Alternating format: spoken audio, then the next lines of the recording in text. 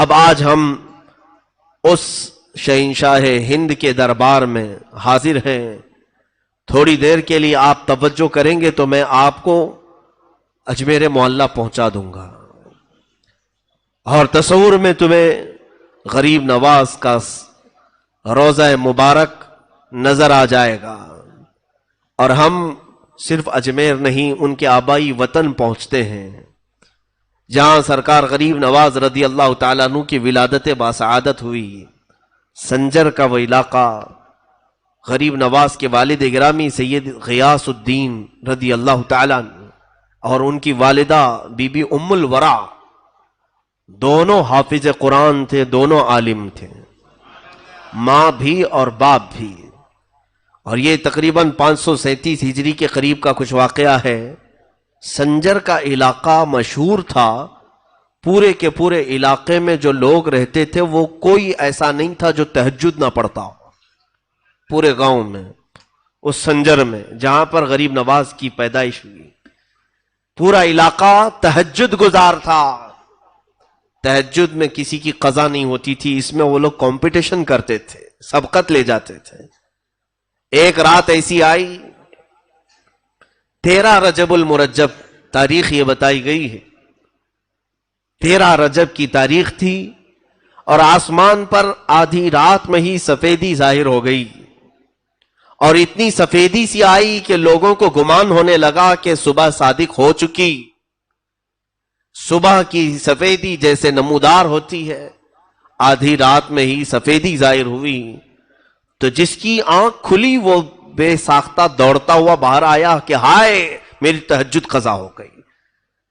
سوئے ہوئے تھوڑی سی آنکھ کیا لگی کہ آنکھ کھلی تو دیکھا روشنی ہے، اور جب صبح کی روشنی آ گئی تو تہجد کا وقت ختم ہوا.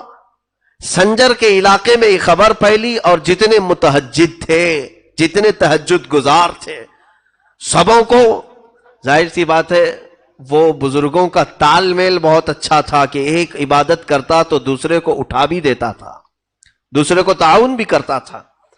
سارے لوگ جمع ہونا شروع ہو گئے کہ کیا حال ہے، کیا حال ہے.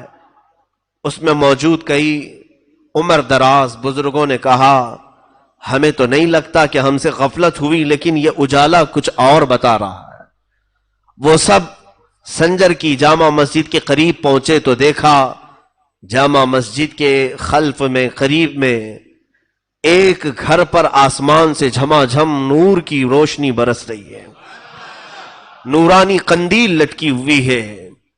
اور وہ گھر پتہ کرنے پر معلوم ہوا کہ حضرت غیاث الدین رضی اللہ تعالیٰ عنہ کا گھر ہے، بی بی ام الورا کا گھر ہے. تو کئی تہجد گزار بزرگ وہاں پر جمع ہوئے کہ آدھی رات میں اجالا اور ان کے گھر سے اجالا. ابھی یہ سب کشمکش میں تھے کہ غیاث الدین کا دروازہ کھلا، ایک دایا باہر آئی اور معین الدین کی ولادت کی خوشخبری سنائے.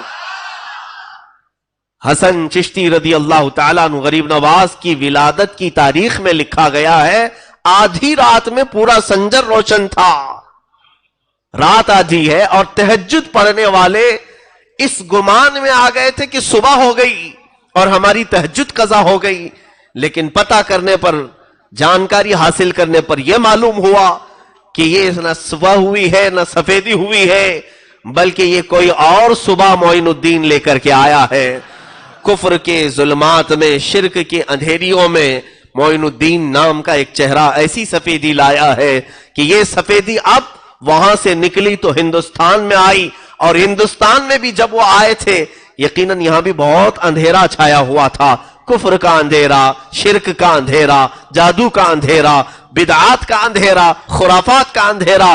لیکن جیسے ہی یہ چاند طلوع ہوا انہی اندھیریوں میں خوب 90 لاکھ کو روشن بھی کر گیا. عزیزان گرامی، معین الدین حسن چشتی رضی اللہ تعالیٰ عنہ کی ولادت باسعادت کے بعد ان کے والد ان کی اہلیہ سے، اپنی اہلیہ سے کہتے ہیں، ام الورا سے، بچے کا نام کیا رکھنا چاہیے؟ ام الورا کہتی ہیں، مشورہ چل رہا تھا شوہر بیوی میں، پہلا بچہ ہے تو ماں کہتی ہے سرکار غریب نواز کی ہمیں مشورے کی ضرورت نہیں، بلکہ میں اس بچے کے حمل کے دوران کئی بڑے مشائخ کو خواب میں دیکھا ہے اور انہوں نے مجھے مبارکبادی دیتے ہوئے کہا ہے کہ تیرا پیٹ حسن ہو، تیرا مولود حسن ہو۔ حسن کا مطلب ہوتا ہے خوبصورت، جمال والا۔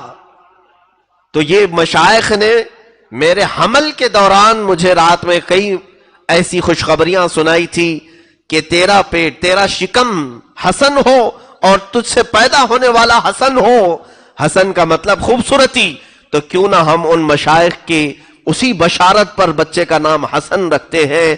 اور پھر جب ان دونوں نے حسن نام رکھا تو غیب سے ندا آنے لگی، حسن معین الدین، حسن معین الدین، یعنی یہی حسن ہے جو دین کی مدد کرے گا۔ معین کا مطلب ہوتا ہے مدد کرنے والا،